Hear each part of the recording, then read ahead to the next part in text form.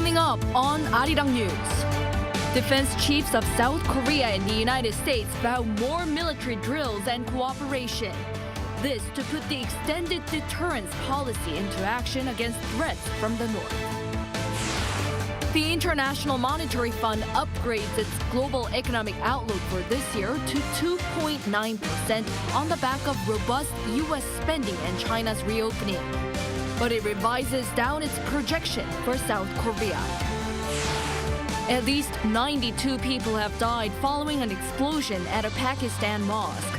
More investigations are underway as the suspected suicide bombing seemed to target police officers.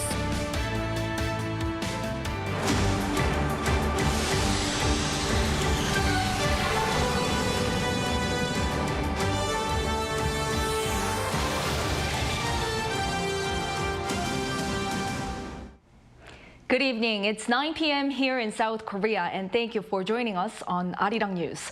We begin with the defense chiefs of Seoul and Washington having held talks today. Amid tensions on the Korean Peninsula and in the Indo-Pacific region, they discussed ways to put the extended deterrence policy into action. Our defense correspondent Oh Soo-young starts us off. Seoul and Washington will expand and bolster their combined military capabilities, leaving no stone unturned in deterring North Korea's growing threats to regional stability. That's according to the South Korean and US defense ministers following their high-level talks on Tuesday. In a joint press conference at Seoul's defense ministry, the two officials reaffirmed their commitment to the US extended deterrence, which guarantees that Washington will defend its ally from both conventional and nuclear attacks. First, they confirmed the two sides will hold tabletop exercises, or TTX, in February, which simulate scenarios of North Korea's nuclear attacks. TTX were held annually from 2011, but have only taken place twice during the last 6 years. In order to realize peace and stability, we've agreed to elevate the level and scale of combined exercises and training. We will further reinforce the alliance's capabilities and posture by holding expanded field training exercises and combined live-fire exercises. Amid growing debate regarding the viability of the extended deterrence policy against North Korea's growing nuclear and missile capabilities, the two defense ministers agreed to enhance combined capabilities, along with information sharing, joint planning and execution, and consultation mechanisms to respond to crises. They aim to complete a tailored deterrence strategy before their security consultative meeting this year, which would create a strategic and realistic framework focusing on specific threats. The two officials also agreed to hold Defense Trilateral Talks, or DTT, with Tokyo as soon as possible to strengthen cooperation on regional security, following up on their three-way agreement reached last November on sharing real-time information on North Korea's missiles. And let me underscore our mutual belief that trilateral cooperation with Japan enhances all of our security. We held high-level dialogues, and we deployed assets including F-22s, F-35s, and the Ronald Reagan Carrier Strike Group. Going forward, marking 70 years of security ties, Seoul and Washington will continue to upgrade and tighten their alliance with deployments that advance assets to the Korean Peninsula and closer consultation between the two leaderships, turning extended deterrence assurances into action. Oh Soo-young, Arirang News. President Yoon Suk Yeol met with U.S. Defense Chief Lloyd Austin on Tuesday at the Yongsan Presidential Office to talk security. In a written statement, Senior Press Secretary Kim Eun-hye said that the two talked about maintaining peace on the Korean Peninsula.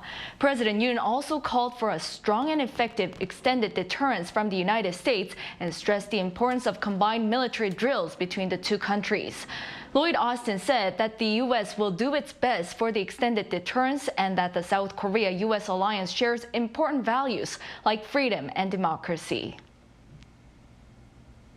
South Korea's Foreign Minister Park Jin is set to meet with his U.S. counterpart Antony Blinken this coming Friday. The two will be in Washington, D.C. on the occasion of the 70th anniversary of the South Korea-U.S. alliance. Park and Blinken are expected to commemorate the alliance discuss ways to strengthen the global comprehensive strategic alliance and address North Korean issues. Park is also scheduled to meet with high-ranking officials from NASA for the country's space alliance. The minister is leaving on a 4-day trip to the U.S. on Wednesday, first heading to the UN headquarters to meet with the UN Secretary General, where he'll be addressing pending issues on the Korean Peninsula.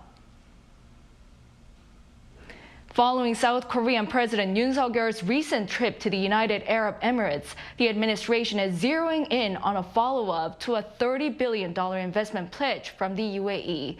Our political correspondent Han Sung-woo explains further.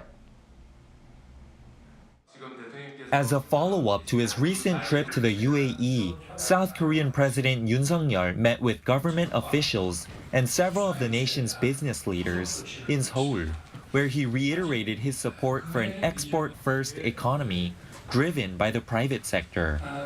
혁신의 최전선에서 우리 기업들이 닳고 다른 낡은 신발로 경기를 뛰게 할 수는 없습니다. 기업이 뛸 수 있도록 정부가 기업의 영업사원도 하고 기획사원도 돼야 합니다. The meeting on Tuesday came less than 3 weeks after South Korea secured a $30 billion investment pledge from the UAE aimed at increasing cooperation in the fields of nuclear, hydrogen, and solar energy, as well as defense. President Yoon, in his opening remarks, called for relations with the UAE to forge ahead with the development of what he termed a mutually beneficial project for an innovative investment partnership. This will involve South Korea launching an investment cooperation committee centered on government ministries and chaired by Finance Minister Chu Kyung-ho. Also, a separate cooperation network involving both public and private entities. Scheduled to be launched sometime next month, they'll be part of a bilateral platform for investment cooperation designed to facilitate discussions with the UAE about where South Korea plans to focus the investment and how. 정부는 순방 성과의 즉각적인 후속 조치와 아울러 기업들이 경제 전쟁에서 힘껏 뛰고 경쟁할 수 있도록 우리 제도의 글로벌 스탠다드로의 전환을 탄탄히 준비해 나가겠습니다. South Korea's trade ministry, meanwhile, will work with its counterpart in the UAE to monitor how the dozens of MOUs signed during President Yoon's state visit are being implemented. That'll involve not only strategic ministerial-level talks later this year, but also, depending on the type of memorandum, firms and institutions actually visiting the UAE through a so-called Shuttle Economic Cooperation Group. Han Sung-woo, Arirang News. The IMF has raised its growth projection for the world economy to 2.9% this year, thanks to strong U.S. consumption and China's reopening. But its outlook for Korea has been lowered. Our financial correspondent Shin Ah-young has the details. A ray of light despite the recession worries. The International Monetary Fund has given a brighter forecast for the global economy this year, citing China resuming economic activities after scraping its zero-COVID policy as a major factor behind the more positive forecast. In its latest World Economic Outlook, the IMF upgraded its forecast to 2.9%. This is 0.2 percentage points higher than the previous estimate made in October. While it's still a slowdown from the 3.4% growth in 2022, the IMF said it forecasts growth will rebound to 3.1% next year. In January last year, the IMF forecast that 2023 would see economic growth of 3.8%, but since then it lowered its forecast 3 times in a row in 2022. It said its decision to now give a brighter outlook is based on steady consumption and investment by major economies as well as China's reopening and other reasons.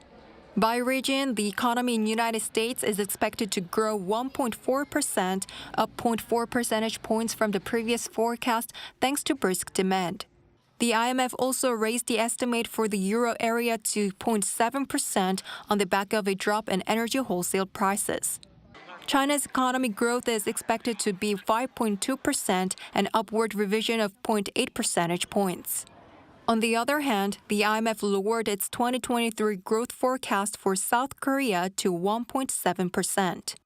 It did not give a specific reason for lowering the forecast from its previous estimate of 2%. The forecast is the same as the Bank of Korea's November outlook, which also cut the country's economic growth to 1.7% from 2.1%. Meanwhile, the IMF said the possibility of ongoing inflation is a risk factor that could hinder global growth along with the war in Ukraine. It forecast this year's inflation to decline from last year with an estimate of 6.6%, a slight rise from the previous outlook. 신하영, Arirang News. In the meantime, South Korea's overall industrial production, spending, and investments all rose last year for the second year in a row. Lee Soo-jin tells us more. South Korea's industrial output last year advanced for the second year in a row. Data from Statistics Korea showed that industrial output gained 3.3% last year, after a turnaround of nearly 5% the year before. The agency attributed the increase to a surge in production in the manufacturing and services sector as people returned to their daily lives with the lifting of COVID-19 restrictions. Production in the manufacturing sector added 1.4% on year, driven by an increase in the production of semiconductors and automobiles. The service industry gained 4.8% on increased output in the hospitality, financial, and insurance sectors. Retail sales, a barometer of consumer demand, also rose 0.2%. This was led by a robust performance in clothing and medical products.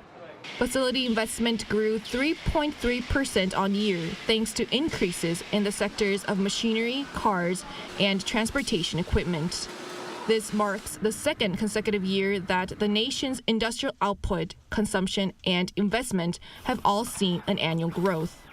There are, however, mounting concerns about the decline in industrial output in December. Overall industrial output in December fell 1.6% on month, the steepest decline since April 2020 at the beginning of the COVID-19 pandemic. Industrial output had dropped for 4 straight months from July to October before briefly rebounding in November. There are signs of a slight economic downturn with a 2.1% decline in the fourth quarter and the weakening global economy. The cyclical component of the Composite Coincidence Index, which reflects current economic conditions, also fell 0.9 percentage points to 100.9, signaling a potential economic downturn. Lee Soo-jin, Arirang News. Samsung Electronics saw operating profits plunge in the final quarter of last year. Company officials are linking the poor performance to lower demand for memory chips. Our Lee Dae-yeon reports. Samsung Electronics posted an earnings shock for the last 3 months of 2022. Quarterly data released by Samsung on Tuesday shows that the company's operating profit in Q4 dropped 68% on year. The figure reported was around 4.3 trillion won, which is about $3.5 billion. Sales for the same period, meanwhile, came to around 70.4 trillion won, or $57.2 billion. Experts say the latest results were mainly due to the sluggish performance of memory chips amid the global economic slowdown. In fact, operating profits for the company's chip business in Q4 came in at around 270 billion won, or almost $220 million. Compared to the same period a year earlier, that's a drop of 97%. According to one expert, there are 2 major external reasons. Firstly, more than 65% of chips made in South Korea are exported to China, but following a decline in industrial growth in China, chip orders have plunged here as well. Adding to this, the economic slowdown is also causing the demand for chips to drop too. The tech giant's operating profit for 2022 as a whole came in at a little over 43.3 trillion won, or $35.2 billion. That's another drop, this time almost 16% compared to the previous year. Sales for the year increased 8% to over 302 trillion won, or about $245 billion, marking the first time that Samsung's annual sales have surpassed 300 trillion won. Meanwhile, analysts say Samsung will continue to see a sluggish performance in the first quarter of 2023 as well, as there are no signs of recovery in global IT demand. To tame concerns, the company said it plans to supply more server-used memory chips following the release of a new central processing unit by Intel. It also aims to expand sales of its mobile flagship model Galaxy S23 while strengthening its premium tablet PCs and wearable products. Lee Dae-hyun, Arirang News. Hyundai Motor and Kia are looking to surpass the 150 million mark for cumulative vehicle sales in the first half of 2023. According to sales performance reports, the two automakers have sold a total of some 147 million vehicles. Hyundai Motor sold around 93 million vehicles, while Kia sold 55 million. And as of now, they're just 2 million sales away from their 150 million target. Starting tomorrow, China will carry out COVID-19 tests on all arrivals from South Korea. The Chinese government reportedly notified airlines that run flights between China and South Korea on Tuesday, but has not made clear what kind of COVID-19 test they'll be using, PCR or rapid antigen. Anyone who tests positive upon arrival will be isolated or hospitalized at home sent to designated facilities. This move is seen as a direct response to Seoul's quarantine measures that require arrivals from China to take PCR tests. The death toll from the suicide bombing at a mosque in Pakistan's northwest provincial capital of Peshawar on Monday has risen to at least 92. A commander for the Pakistani Taliban had initially claimed responsibility for the attack, but the group's spokesperson has since denied any involvement. Authorities say their investigation is still ongoing. Kim Hyun-sung has the details. A deadly blast ripped through a mosque in Pakistan's northwest provincial capital of Peshawar on Monday. The death toll from the latest attack on the city continues to rise. A local official in Peshawar said that at least 92 are dead as of Tuesday. At least 221 are injured and still receiving treatment, but with many in critical condition, the death toll is expected to rise. Many of the casualties were police officers, with at least 27 among those killed. It's not clear how the bomber was able to slip into the walled compound, which houses the police headquarters and is itself located in a high-security zone with other government buildings. According to authorities, more than 300 worshippers were praying inside the mosque at the time of the explosion. Many were injured when the roof came down, and rescuers had to remove mounds of debris to reach those still trapped.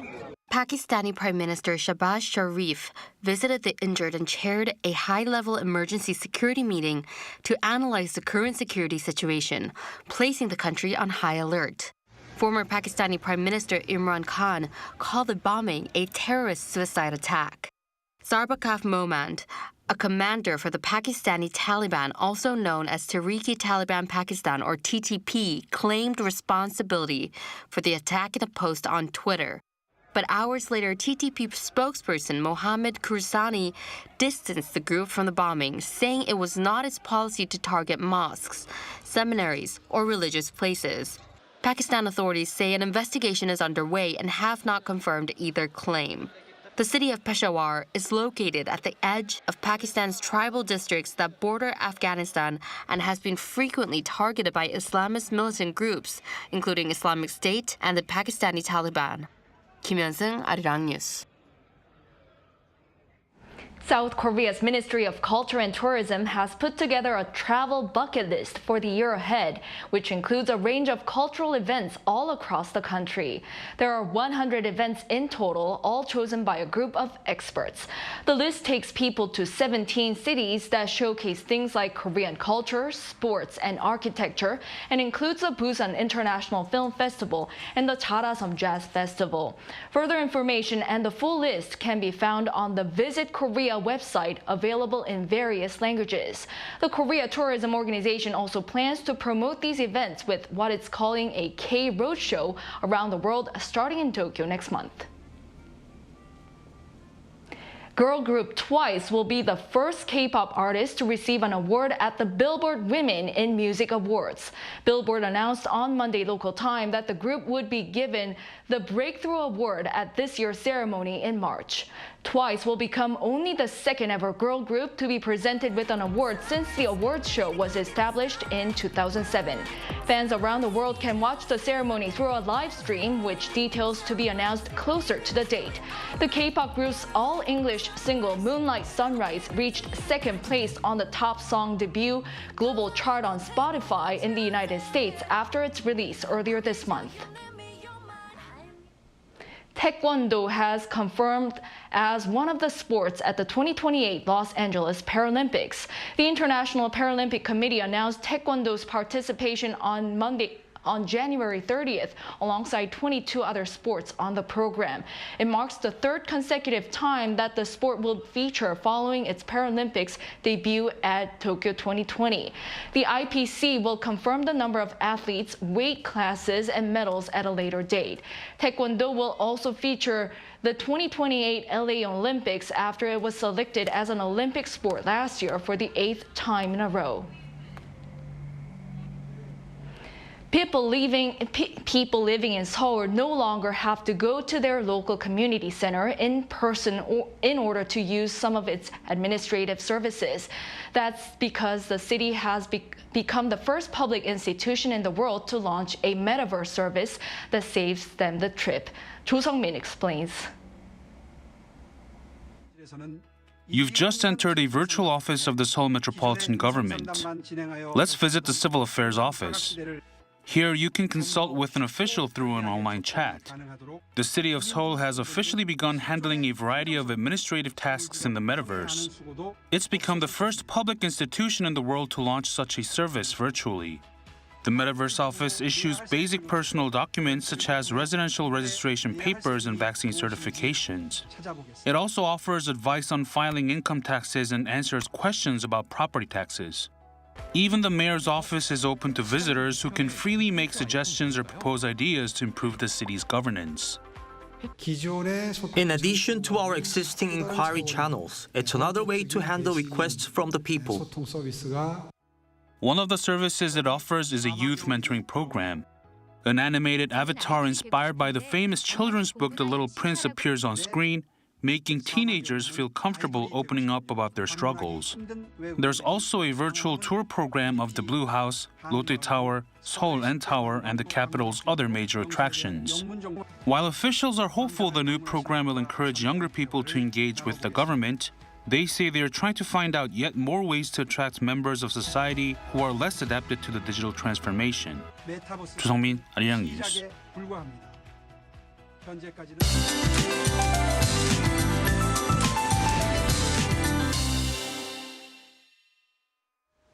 Northern central regions will see some light snowfall until tomorrow morning.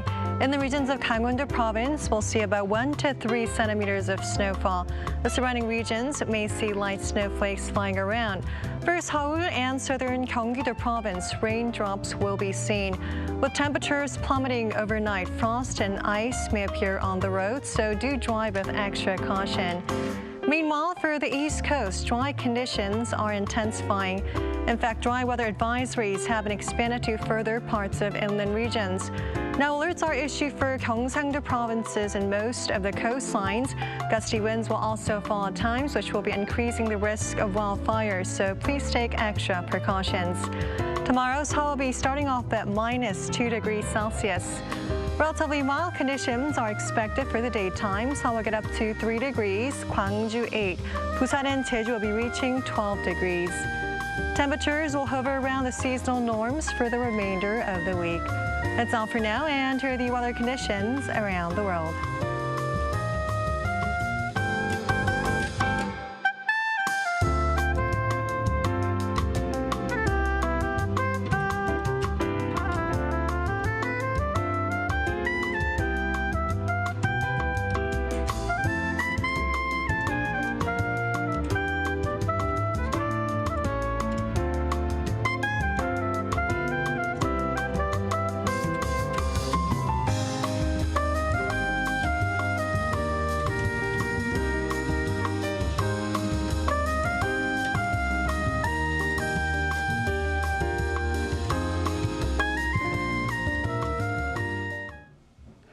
That's all for today's newscast. Thank you for staying with us. We'll be back with the most up-to-date news tomorrow. Good night.